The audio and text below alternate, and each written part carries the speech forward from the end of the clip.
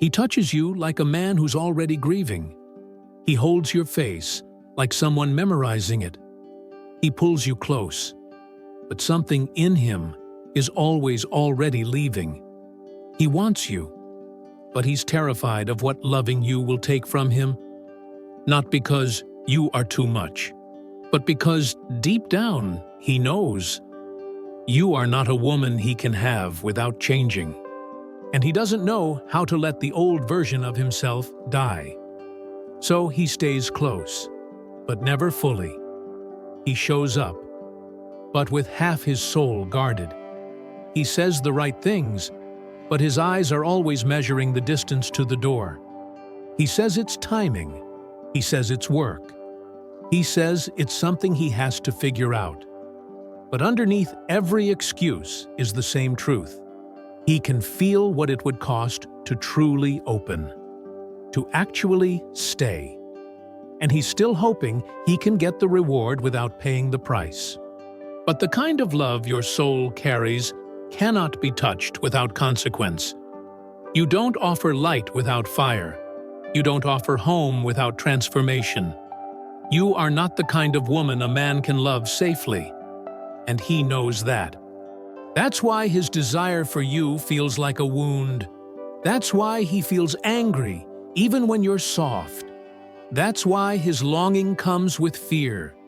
That's why your silence haunts him more than your words. Because love, real love, would demand his whole self. Not the self he shows to the world, but the one he keeps hidden, even from himself. And loving you would mean facing that man. But most men would rather run from the mirror than become the man they said they wanted to be.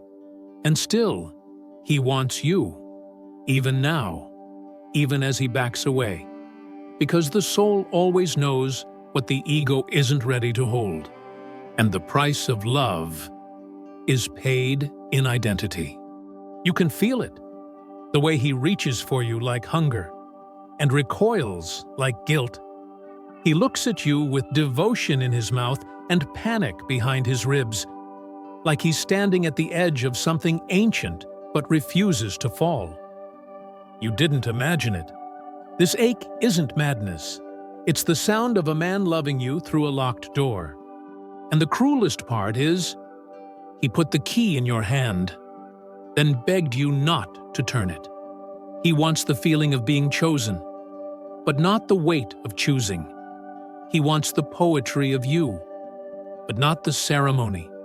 He wants the firelight, but not the smoke in his lungs. He wants the scent of you on his skin, but not the mirror of your eyes. Because you see him, not the version he performs, but the one he left behind years ago. The boy who was once soft, the boy who once believed, the boy who learned too soon that love could punish.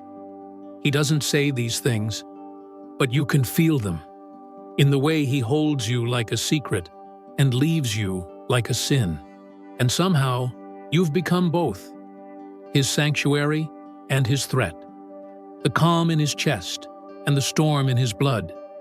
Because loving you would cost him everything that's false, and he's not sure he's ready to stop lying to himself.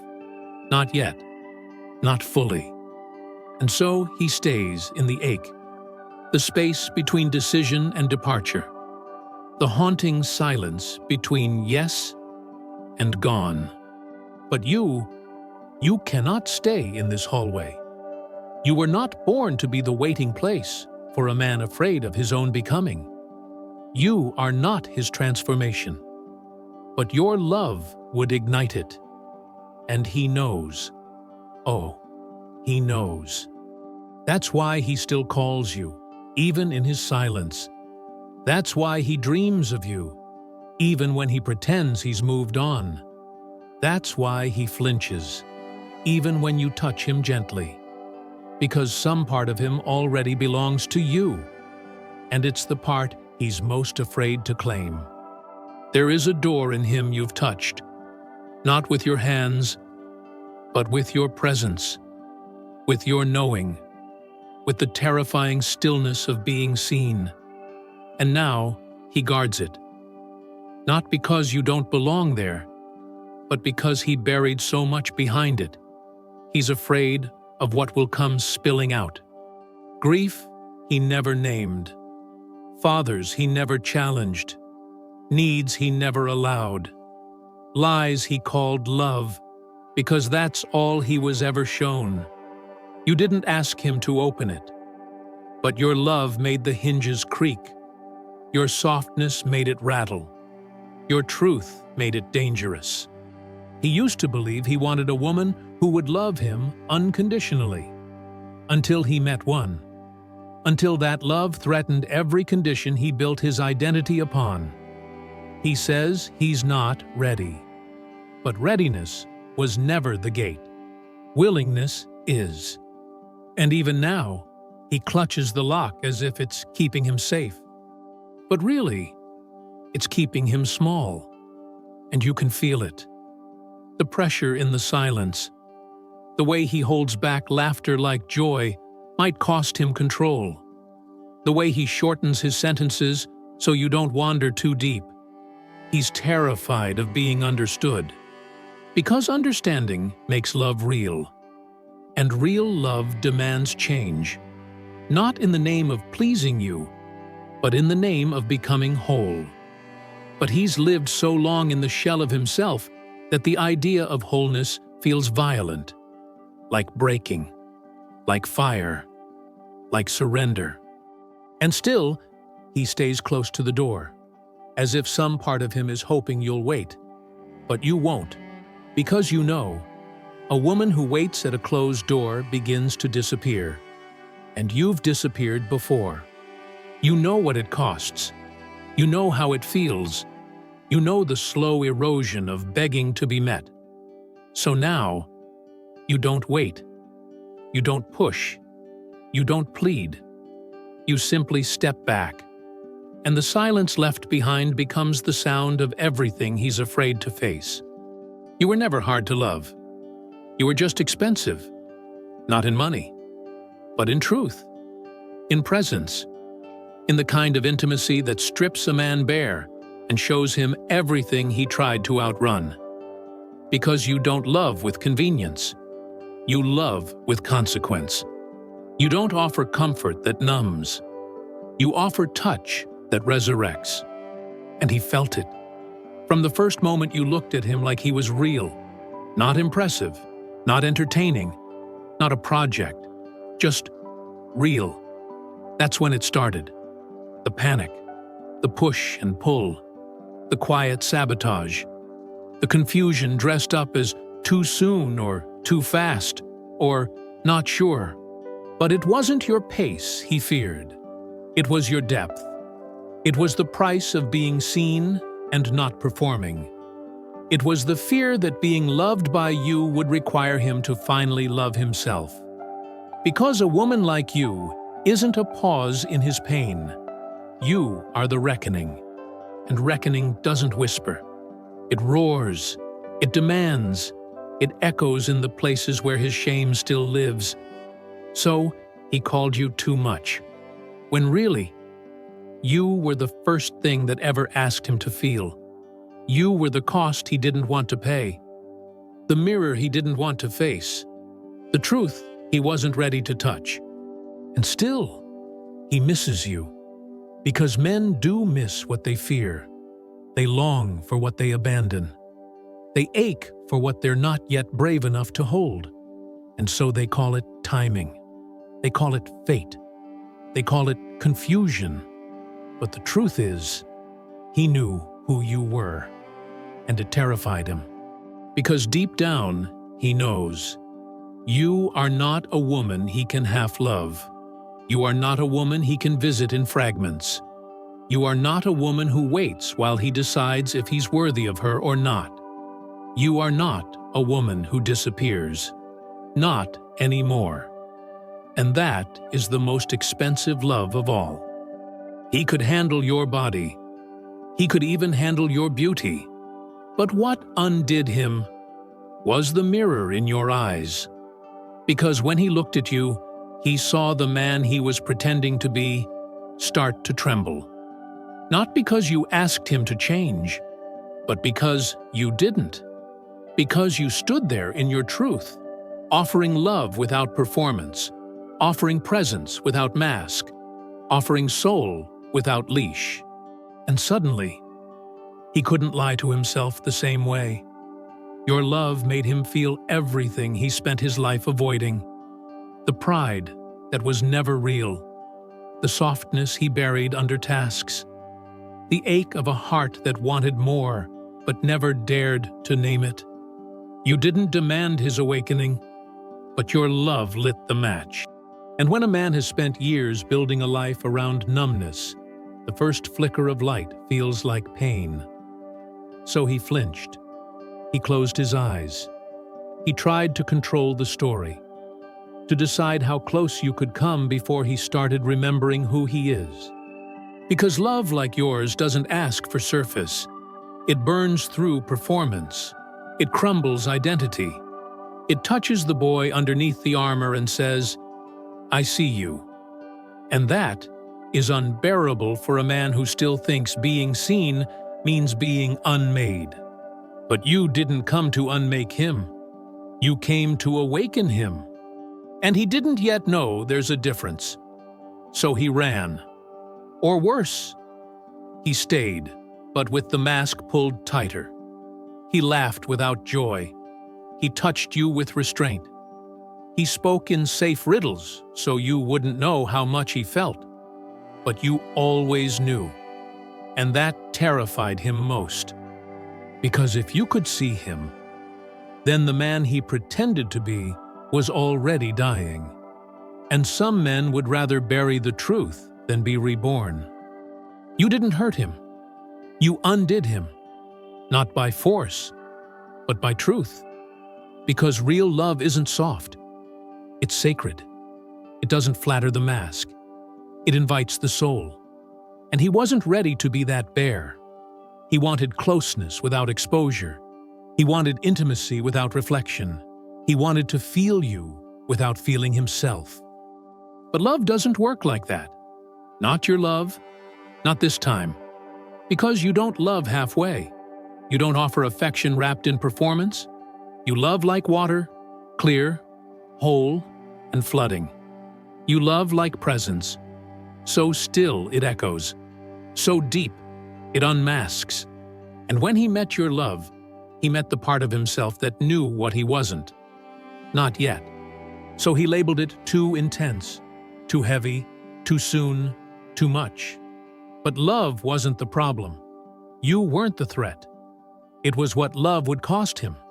Control, image, delay, escape. Because if he let it in, he could no longer pretend. And many men would rather destroy the thing that awakens them than lose the illusion that protects them. So he stayed guarded, not because he didn't feel you, but because he did. He felt it in the silence. He felt it in your breath. He felt it in the way his name sounded different when spoken by someone who saw past his armor. You weren't asking for proof.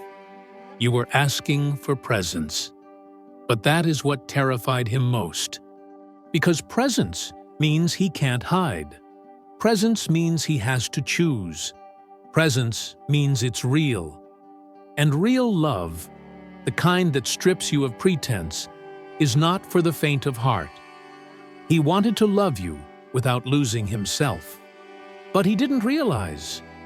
It was never himself he'd lose, only the mask, only the avoidance, only the part of him that kept love at a distance to feel safe.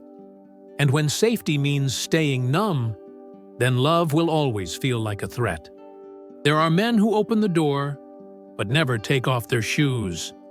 Men who sit at the table of your love, but eat like they're already planning to leave. Men who make you feel chosen and then abandoned in the same breath. He didn't lie when he said he loved you. He just didn't stay long enough to let it change him. Because some men love like visitors, like tourists in a sacred temple, awed by the beauty, but unwilling to kneel. And when it came time to kneel, to weep, to break, he reached for the exit.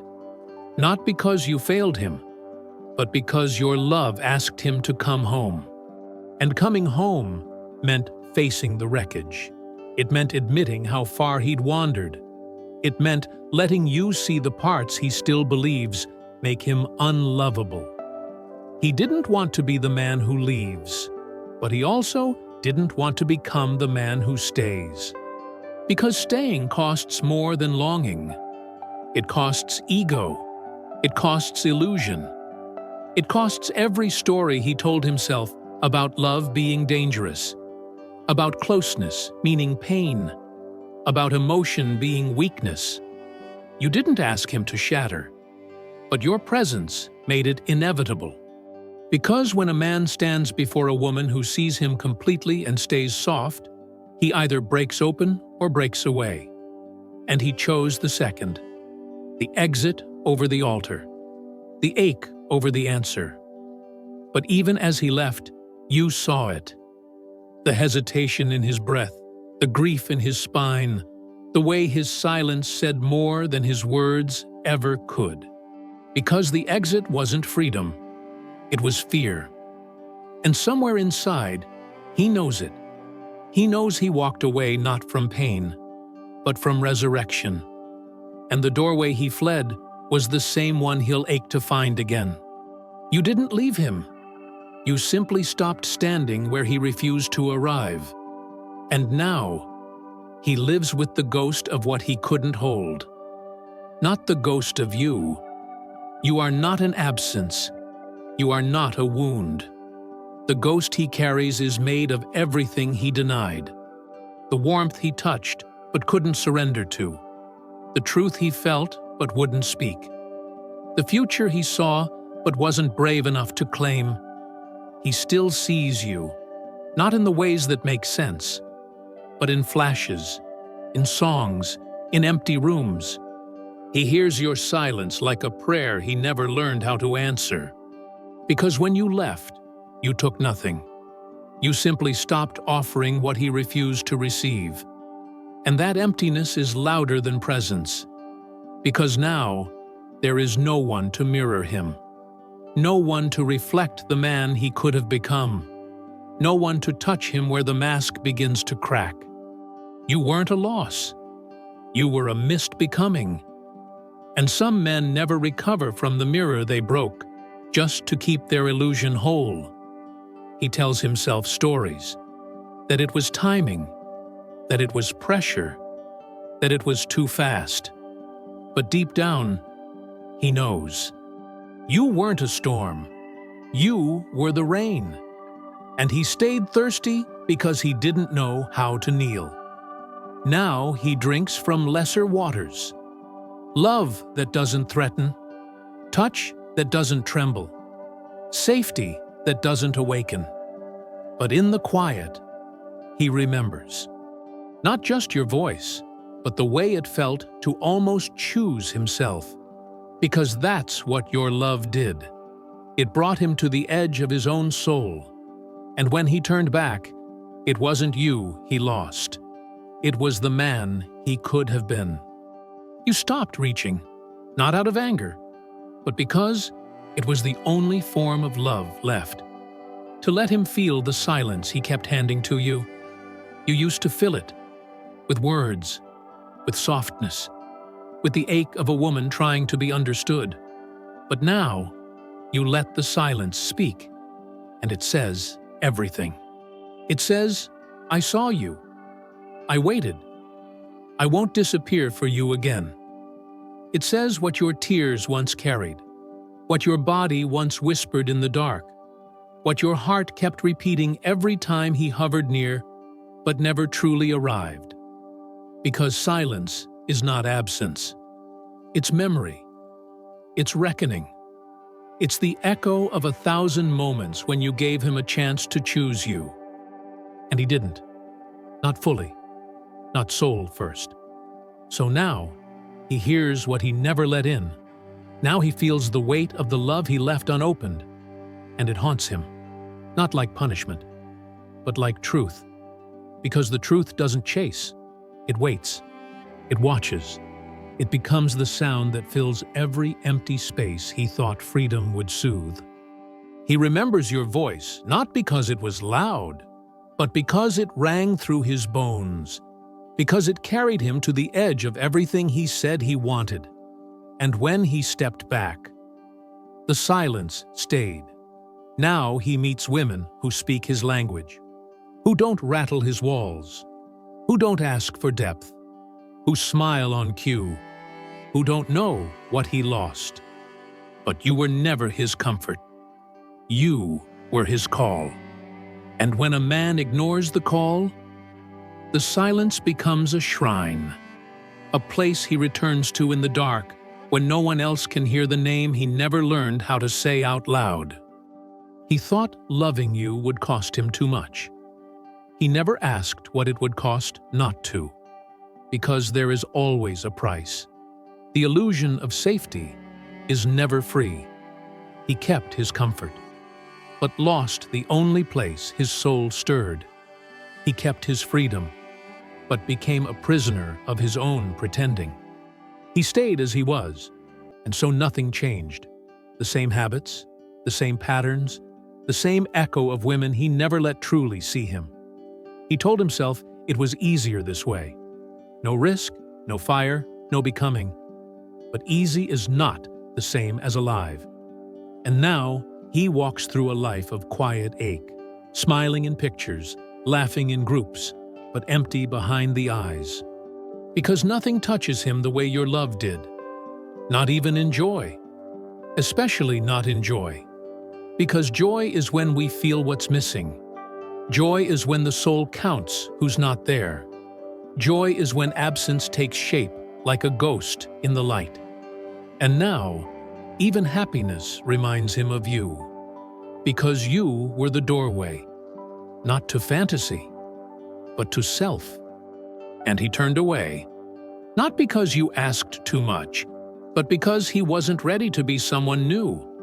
Because that's the price of love, of truth, of meeting a woman who doesn't dim herself to make you feel strong. He didn't want to pay it. And so now, he pays another. The cost of almost.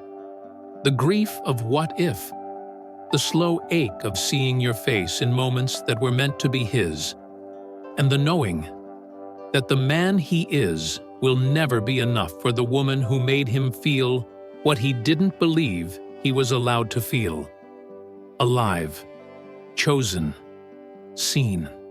You could have made yourself smaller. You've done it before. You know how to make your voice quiet, your needs invisible, your soul manageable. But this time, you didn't.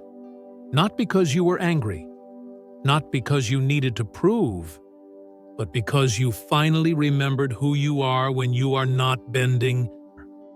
And he felt it. That this love would not fit in his pocket. That your truth would not sit politely beside his comfort. That your body would not ask permission to feel. You were the first woman who wouldn't shrink to keep him calm. And it was holy. And it was terrifying. Because he was used to being the center. The one being adored. The one being chosen without being truly known. But you didn't love his image. You loved his potential. You loved the man hiding beneath the armor. You loved the sound of his silence when it was honest. And that kind of love, it doesn't flatter. It doesn't perform. It doesn't twist itself to fit the fantasy. It burns. It reveals. It waits at the altar, but refuses to kneel to fear. And that's what broke him. Not your strength, but your refusal to pretend you were weak. Not your depth, but your refusal to stay shallow. Not your longing, but the way you carried it, without shame. You became the mirror he couldn't control, and instead of rising, he pulled back. Not because you failed him, but because you refused to fail yourself for him. And maybe, for the first time, that was the real act of love. The love that says, I will not become less so you can feel more. I will not bleed slowly so you can remain whole. I will not disappear so you don't have to appear. This time, you stayed visible. And that, more than anything, was what he could not hold. It wasn't your body he feared. It was your gaze, not the kind that tempts, but the kind that names, the kind that doesn't just want pleasure, but presence, the kind that doesn't just crave closeness, but truth. You didn't want pieces of him. You wanted the man beneath the mask, the one who weeps when no one watches, the one who still prays for his mother's approval, the one who never felt enough no matter how much he achieved. And he could feel it. In every breath you took beside him, in every silence you didn't fill, in every time you stayed soft, even when he tried to provoke the storm. Because you weren't here to be impressed. You were here to feel. And that scared him. Because if he gave you his soul, what would be left to protect him? Who would he be if he stopped performing safety and started embodying truth? He thought love would save him from himself. But you asked him to meet himself. And that was the greater cost. Because love like yours doesn't decorate the cage. It opens it. It bends the bars with tenderness. It says, I'll wait for you outside, but I won't crawl in with you. And that was the invitation he wasn't ready to answer. So he closed the door. To you, to himself, to the life he swore he wanted, but couldn't bear to build. And now he walks through shadows with a heart that remembers what the mind tries to forget. Not your touch, not your scent, not even your name, but the way it felt to almost give himself away to something real. And even now, he wonders if he'll ever be brave enough to open again. Not for love, but for truth. Because in the end, you weren't asking for more. You were asking for all. And that, he thought, might kill him. But it was the only thing that could ever make him whole. You didn't leave in rage. You didn't slam the door. You didn't make him wrong just to make yourself right. You simply stood at the edge of everything you offered and bowed, not to him, to love, to the part of you that still believes in it. You walked away without shutting your heart. And that is the most haunting thing of all, because men are used to being punished when they fail to love deeply. They are used to blame, to anger, to being made the villain. But you gave him nothing but silence, and the echo of your truth still ringing in the space where he used to stand.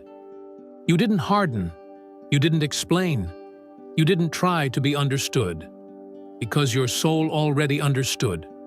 Some men do not fear being hated. They fear being forgiven. They fear being remembered as they truly were. Seen, invited, loved, and still not ready.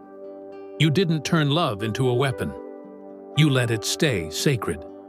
And now he carries that, not as guilt, but as gravity. Because somewhere deep, beneath his performance, beneath the silence, beneath the life he's building to prove he's fine, he knows. You walked away with your heart open, which means he was never shut out. He was simply not brave enough to step in.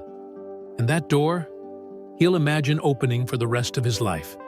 Not because he still wants you, but because he never let himself want you fully. And now, your love is not a flame. It is an altar, quiet, unmoving, lit with a fire he didn't know how to tend. And still, he aches, not for what could have been, but for who he could have become if he had stayed.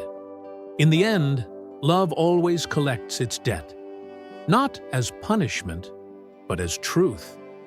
He feared what loving you would cost him, but what he didn't see was what leaving you would take. It didn't take your forgiveness. You gave that freely. It didn't take your presence. You withdrew it with grace. It didn't even take your love. You left that burning, untouched, unchanged, unclaimed. What it took was the version of himself he almost became. The man who would have stood still. The man who would have opened. The man who would have stepped toward the fire instead of away.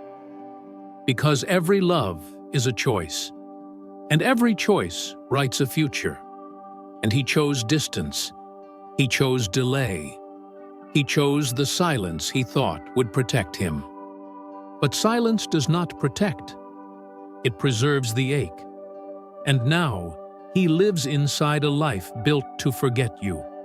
But the soul does not forget. Not the truth, not the invitation, not the woman who asked for everything and walked away when he gave only a piece. You were never his wound. You were the mirror, the altar, the storm, and the shelter. And now, you are the memory, not of pain, but of possibility. And that is the cost he never calculated. The love he did not lose, but refused. And the version of himself he may never meet again.